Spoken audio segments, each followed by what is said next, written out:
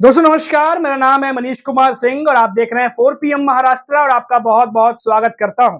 दोस्तों हमेशा कहता हूं कि महाराष्ट्र की राजनीति कब किस तरफ करवट ले ले कभी भी कुछ भी कहा नहीं जा सकता और खास तौर से जब बात महाराष्ट्र के चाणक्य शरद पवार की जाए। जी हाँ दोस्तों, शरद पवार अक्सर गुगली फेंकने के लिए जाने जाते हैं और इन दिनों जिस तरीके से शरद पवार चुपचाप शांति से हैं, लगातार चर्चा चलती रहती है कि कुछ ना कुछ तो चल ही रहा होगा। शरद पवार ऐसे चुपचाप कहां बैठने वाले हैं।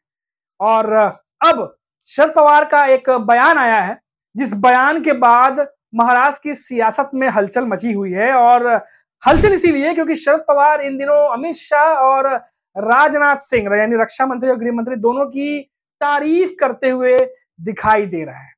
अब शरद पवार हालांकि हैं अपोजिशन में, लेकिन जब वो अमित शाह देश के गृह मंत्री और राजनाथ सिंह की तारीफ करते हैं तो जाहिर तौर पर सवाल तो खड़े होते हैं कि आखिर इस तारीफ का जो पीछे की कहानी है वो क्या है। क्योंकि देखिए, आप तारीफ में शरद पवार जो कह रहे हैं, पहले उसके बारे में आपको बता दूं कि उनका कहना है कि जिस तरीके से सर्वदलीय बैठक बुलाई गई और ट्रांसपेरेंसी से चर्चा की गई और जहां चूक हुआ उस चूक को सरकार ने माना भी, तो इस कदम के लिए जो है वो जिस तरीके से खुले तौर पर मंच पर सबको बुलाया गया और जो भी कमियां रह गई उसको बताया गया और गलतियों को चूक को भी स्वीकारा गया, तो इसके लिए जो है वो देश के गृह मंत्री अमित शाह और राजनाथ सिंह की जो है वो थोड़ी सी पॉजिटिव तारीफ करते हुए नजर आ रहे हैं। अब बात यहाँ ये उठती है कि खामियों को चूक को अगर स्वीकार भी कर लिया जाए तो सवाल फिर भी बनता है कि हो कैसे गया, और अगर हो गया तो वो ऐसा ना हो, उस पर अब क्या काम किया जाए, बहुत सारी चीज बनती है। खैर, इस पर अभी चर्चा चली रही है क्योंकि अपोजिशन भी साथ में है और लगातार मीटिंग चल रही है। लेकिन क्योंकि शरद पवार महाराष्ट्र के चाणक्य कहे जाते हैं और वो इन दिनों जब थोड़ी तारीफ करते हुए नजर आते हैं तो सवाल जरूर पैदा होता है कि आखिर शरद पवार के जहन में क्या चल रहा है।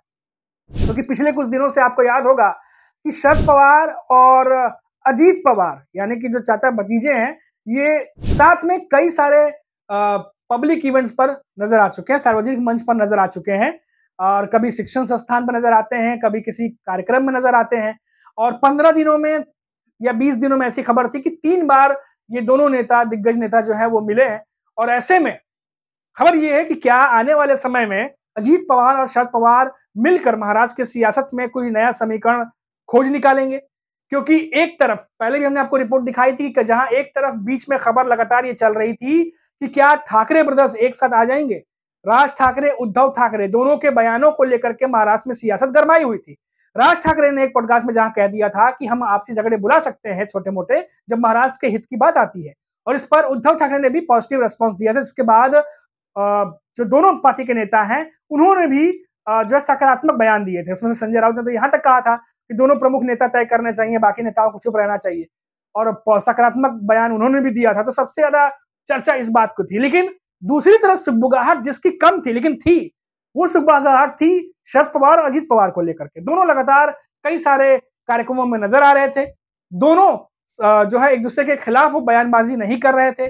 वहीं सुप्रिया सुले भी जो है वो बयान देती नजर आई। उन्होंने कहा था, सुप्रिया सुले का बयान आप ध्यान से सुनिएगा, उन्होंने कहा था कि भले ही हमारे बीच राजनीतिक मतभेद रहे हो पर पारिवारिक तौर पर हम हमेशा एकजुट रहे हैं। ये बात सुप्रिया सुले कहती नजर आई। और कुछ दिनों पहले ही अजीत पवार के जब बेटे की सगाई थी तो उस दौरान भी पूरा पवार परिवार इकट्ठा हुआ था और सबकी तस्वीरें एक साथ सोशल मीडिया पर वायरल भी हुई थी।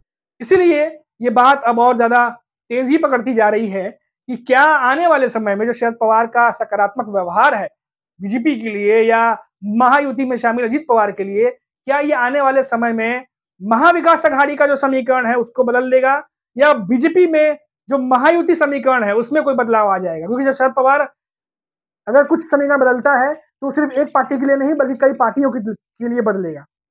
इसीलिए ये सुगबुगाहट तेज है। और ऐसे में लगातार जब भी आप सामना में देखिए, जब सामना में कभी तारीफ होती है देवेंद्र फडणवीस की तो उस समय भी लगातार बात शुरू हो जाती है कि क्या आने वाले समय में महाराष्ट्र में कोई नया समीकरण बनेगा। इसकी सुगबुगाहट दोस्तों इसलिए तेज रहती है क्योंकि इस बात से कोई भी जानकार इनकार नहीं कर सकता कि महाराष्ट्र में अगर कल को कोई पार्टी एक हो जाती है तो उसमें कोई ताज्जुब होना चाहिए।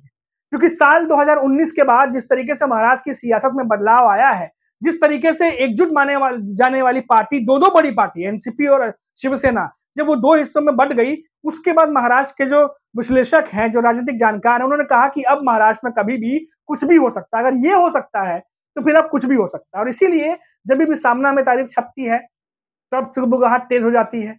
जब राज ठाकरे, उद्धव ठाकरे बयान देते हैं एक-दूसरे के सकारात्मक बयान देते हैं एक-दूसरे के लिए, तब तेज हो जाती है। भले ही वो लोकसभा, विधानसभा चुनाव में एक-दूसरे के खिलाफ लड़े हों, लेकिन अब देखिए एक होने की बात सामने आती है, तो उस पे भी गुंजाइश पूरी बनी होती है कि एक हो सकते हैं वो। अब शरद पवार, अजीत पवार जो लगातार लोकसभा चुनाव में एक-दूसरे के खिलाफ खड़े थे, विधानसभा चुनाव में एक-दूसरे के खिलाफ खड़े थे, लगातार बयानबाजी चल रही थी। वो जब एक साथ नजर आते हैं, तो वहां भी सुगबुगाहट तेज होती है, सकारात्मक जो है वो बयान आने लगते हैं कि दोनों एक हो सकते हैं, दोनों के कार्यकर्ता भी यही चाह रहे हैं।